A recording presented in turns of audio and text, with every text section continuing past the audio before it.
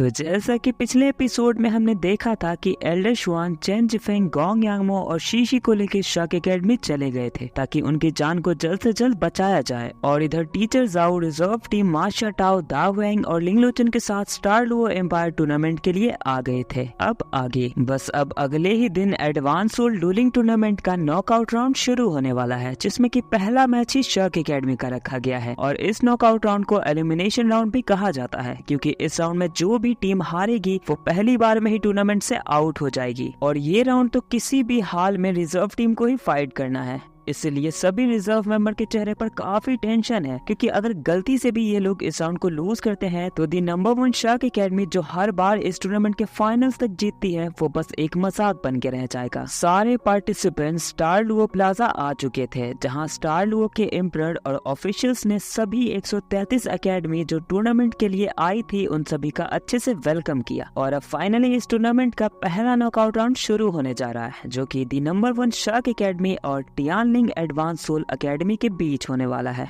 और ये round do and die वाला सिचुएशन है, क्योंकि अगर इस राउंड को जो भी टीम लूज करेगी वो सीधे इस टूर्नामेंट से एलिमिनेट हो जाएगी। और जैसे ही अनाउंसर ने शक एकेडमी का नाम अनाउंस किया तो लिटरली पूरी क्राउड ने शक एकेडमी के नारे लगाना स्टार्ट कर दिया, क्योंकि इन लोगों को भी पता है कि हजारों साल से यही एक एकेडमी है जो कि हर बार नंबर 1 आती है। और जब शक के रिजर्व टीम ने शक एकेडमी का ये क्रेज देखा तो उन्हें भी महसूस होने लगा कि ऐसे ही शक एकेडमी द नंबर 1 एकेडमी नहीं है। हालांकि रिजर्व टीम के चेहरे पे चिंता तो अब भी बरी है, और क्राउड को भी ये नहीं पता है कि शक एकेडमी की कंडीशन अभी किस तरह की है। और अगर गलती से भी शक एकेडमी ये राउंड हार जाती है तो ये बात ये सारी क्राउड कभी एक्सेप्ट ही नहीं कर पाएगी, क्योंकि इन लोगों को नो डाउट ये भरोसा है कि ये राउंड तो शक एकेडमी यूं ही जीत जाएगी। तभी मा शाओटाओ रिजर्व टीम को हिम्मत देते हुए समझाती है कि उन्हें जरा भी घबराना नहीं है, क्योंकि रिजर्व टीम से 10 गुना ज्यादा तो सामने वाली टीम नर्वस होगी, क्योंकि उनका सामना शक मॉन्स्टर से होने जा रहा है। और ऐसा उन सभी का पॉइंट ऑफ व्यू होगा तुम लोगों के लिए। यहाँ तक कि ये सीन टीचर जाओ के लिए भी बिल्कुल नया और स्ट्रेंज है, क्योंकि इससे पहले टीचर जाओ भी टूर्नामेंट के लिए कभी भी एकेडमी की तरफ से नहीं आई है। लेकिन आज ऐसा वक्त आ गया कि टीचर जाओ को ही शक मॉन्स्टर्स को लीड करना पड़ रहा है। हालांकि ये सीन मा शाओटाओ, दा हुएंग और लिंगलोचन के लिए थोड़ा फेमिलियर था, क्योंकि ये लोग पिछली बार भी शक 7 मॉन्स्टर्स के प्रीपेरेटरी मेंबर बन के आए थे। दा हुएंग भी रिजर्व टीम का हौसला बढ़ाता है कि ये सारी चेयर्स तुम लोगों के लिए और शक एकेडमी के लिए है, इसलिए पैनिक मत हो और अपना बेस्ट ट्राई करना इस मैच को जीतने के लिए। अपने सीनियर्स से इतनी मोटिवेशन और चीयर अप मिलने के बाद रिजर्व टीम का हौसला भी काफी बढ़ता है और उनका मन भी काम हो जाता है। लेकिन फिर भी इन लोगों को प्रेशर तो फील हो ही रहा होगा, क्योंकि शक एकेडमी की रेपुटेशन और इतनी क्राउड की एक्सपेक्टेशन सभी की जिम्मेदारी इन रिजर्व टीम के ऊपर ही आ चुकी है। तभी अनाउंसर टियानलिंग एकेडमी के मेंबर्स को फील्ड पे आने के लिए रिक्वेस्ट करती है। तो अब टियानलिंग के मेंबर्स भी एक साथ बैटलफील्ड में आने लगते हैं। मा शाओटाओ, यू हाओ और बाकियों को कहती है कि यही तुम्हारे अपोनेंट टारगेट्स हैं, इन्हें अच्छे से नोटिस कर लो। और टीचर जाओ भी इन सभी को इनके पोजीशंस और ड्यूटी अच्छे से समझा देती है, जिसमें टीचर जाओ एक खास बात मेंशन आउट करती है कि सारे मेंबर्स को यू हाओ की स्पिरिचुअल डिटेक्शन में ज्यादा से ज्यादा रह के उसकी एबिलिटी की हेल्प लेनी है। वैसे तो यहाँ की सिचुएशन से यू हाओ का माइंड ब्लैंक हो गया था, लेकिन जैसे ही यू हाओ ने मा शाओटाओ और टीचर जाओ की बातें सुनी तो वो तुरंत नेचुरल वे में रिएक्ट करने लगा। यू हाओ टीचर जाओ और अपने सीनियर से कहता है कि आप लोग चिंता मत करना, किसी भी हाल में शक एकेडमी ही जीतेगी। ये सब कहते हुए यू हाओ की आंखों में सभी मेंबर्स को वो जीतने का जज्बा दिखता है, जिससे उन लोगों का भी खून खौल उठता है कि अब तो कुछ भी हो जाए, जीतेगा तो शक एकेडमी ही। और शक एकेडमी के अपोनेंट टियानलिंग एकेडमी के मेंबर्स भी काफी फियर फील कर रहे हैं, और करे भी क्यों ना, शक एकेडमी की ग्लोरी और उसकी ताकत से हर कोई वाकिफ है। अब अनाउंसर पूरे एक्साइटमेंट के साथ शक मेंबर्स को बैटलफील्ड ज्वाइन करने के लिए इनवाइट करती है। शक मेंबर जैसे जैसे फील्ड की तरफ बढ़ रहे थे वैसे वैसे क्राउड के चीयर अप शक एकेडमी को लेकर लाउड होते जा रही थी। यहाँ तक कि शक मेंबर्स की रिस्पेक्ट में स्टार लुओ के एम्परर तक ने उन्हें खड़े होकर रिस्पेक्ट दिया, क्योंकि एक समय था जब स्टार लुओ के एम्परर भी शक एकेडमी में पढ़ा करते थे। अब दोनों ही टीम एक दूसरे के आमने सामने खड़ी है और बदले की आग से एक दूसरे को देख रही है। और जब टियानलिंग के मेंबर्स ने ये देखा कि शक एकेडमी ने बैटल फाइट करने के लिए इतने यंग डिसिपल्स को को भेजा है, जो इवन अभी तक 17 साल के भी नहीं हुए हैं। यहाँ तक कि जब सन मून एम्पायर के मेंबर्स ने भी शक एकेडमी के इस टीम को देखा तो सोच में पड़ गए कि शक एकेडमी आखिर करना क्या चाहती है। अब जाहिर सी बात है कि ये व्यू सभी को थोड़ा डिस्टर्ब तो करेगा ही,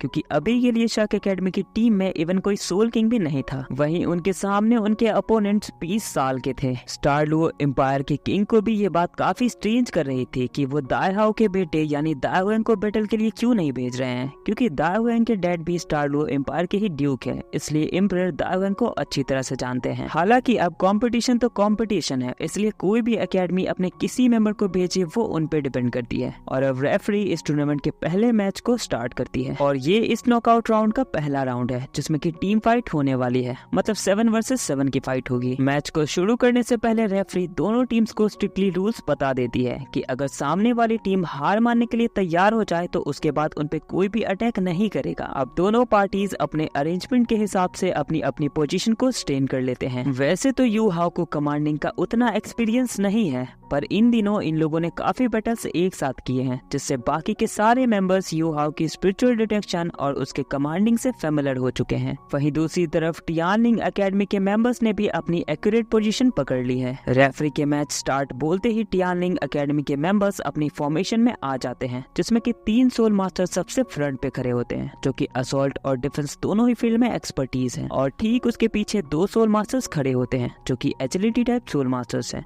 और बेसिकली इस फॉर्मेशन को ट्रेडिशनल फॉर्मेशन ऑफ 3-2-1-1 भी कहा जाता है। लेकिन ये सब तो शार्क टीम की फॉर्मेशन देख के हक्का बक्का हो जाते हैं, क्योंकि शार्क टीम की फॉर्मेशन होती ही सबसे यूनिक है, जिसमें कि यू हाउ सबसे आगे अपने फेस पे एरोगेंस एक्सप्रेशन लेके खड़ा है। वहीं बाकी के 6 मेंबर यू हाउ के पीछे एक फेन शेप की फॉर्मेशन बनाए हुए खड़े हैं। हालांकि यहाँ जितने भी एकेडमी ने पार्टिसिपेट किया है वो सभी काफी रिपोर्टेड हैं, और उनमें से तो काफी एकेडमीज ने अपने मेंबर को मिलिट्री स्ट्रेटेजी के साथ भी ट्रेन किया है, लेकिन किसी ने भी आज तक ऐसी फॉर्मेशन ना ही कभी की है और ना ही कभी देखी है। यहाँ तक कि इनकी फॉर्मेशन को देख के रेफरी भी शॉक है, जो कि खुद भी एक अच्छे खासे लेवल की सोल मास्टर्स है। अब दोनों टीम्स अपनी मार्शल सोल्स और रिंग को एक्टिव करते हैं। और टियानलिंग एकेडमी के भी मेंबर कमजोर नहीं है, बल्कि उन सभी के सोल रिंग ज्यादातर येलो और पर्पल कलर की है, जो कि हमें ये बताता है कि ये सारे भी अच्छे खासे लेवल पर हैं। हालांकि जितने भी मैच देखने वाले स्पेक्टेटर्स थे वो टियानलिंग एकेडमी की तरफ नजर भी घुमा के नहीं देख रहे थे, क्योंकि उनका पूरा अटेंशन तो शार्क मेंबर्स के ऊपर था। तभी यू हाउ की आंखें वैनिश्ड हो जाती है और 1 2 3 4 5 नहीं बल्कि 6 blood red coloured soul ring you how के बिना फ्लिकर करने लगती है, जो हमें ये बता रही है कि ये जो यू हाउ की सोल रिंग है वो 100,000 ईयर्स ऑफ पावर की है, जो कि देख के सभी लोग शॉक हो जाते हैं कि एक 13 साल का ऑर्डिनरी सोल मास्टर ये कभी नहीं कर सकता है। यू हाउ के इस 100,000 ऑफ ईयर सोल रिंग से पूरे फील्ड पर सन्नाटा छा जाता है। और ये सीन देखने के बाद यहाँ मौजूद सभी लोगों के मन में बस एक ही वर्ड बार बार घूम रही थी